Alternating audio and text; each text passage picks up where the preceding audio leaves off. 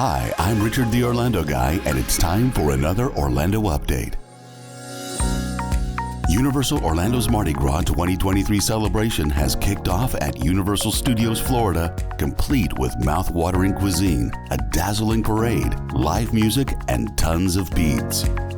Universal Orlando Resort guests can now let the good times roll through April 16th and party beyond the bayou during Universal's Mardi Gras International Flavors of Carnaval. This year, the event will feature 8 live performances by top names in music like Sean Paul, Maren Morris, and the Goo Goo Dolls at the Music Plaza stage on select nights. You can check my website at theorlandoguy.com for the full concert schedule. During this year's dazzling mythical realms of Mardi Gras, the annual parade will entice partiers with 6 new floats, inspired by fantastical creatures like dragons, phoenixes, unicorns, and more that will join Universal's traditional lineup of New Orleans-inspired floats, such as the iconic 2-story riverboat and nearly 50-foot-long King Gator. Of course, the Taste of New Orleans will be hosted throughout the park with an expansive menu featuring more than 50 tasting-sized items.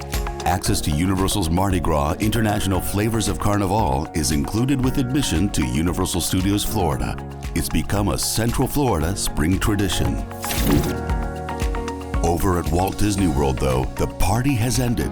The Reedy Creek Improvement District as we know it will come to an end after 50 years as a bill to replace it heads to Florida Governor Ron DeSantis' desk.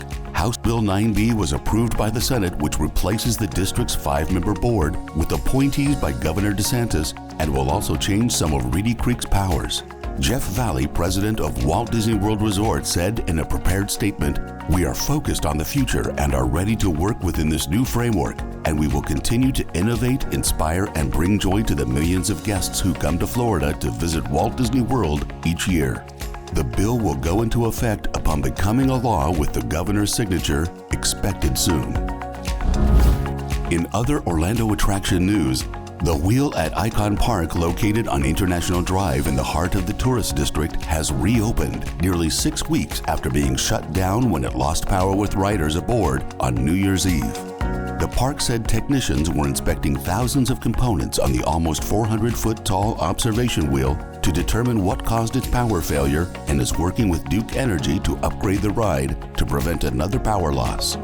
The shutdown of the wheel at the beleaguered park came on the heels of the tragedy that occurred on the now dismantled Orlando Freefall at Icon Park, where 14-year-old Tyree Sampson fell to his death back in March of 2022. Icon Park has said the Orlando Freefall was solely responsible for the drop tower's operation and maintenance.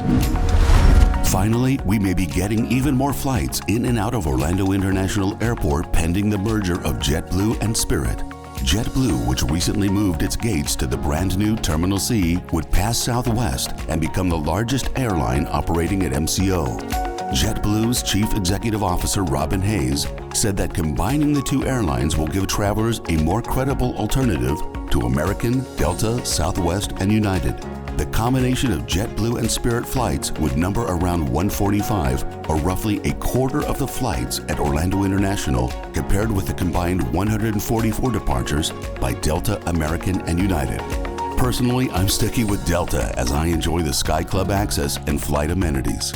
That's your Orlando update for this week. Click the like button, subscribe to my channel, and set the notification bell so you don't miss a single update.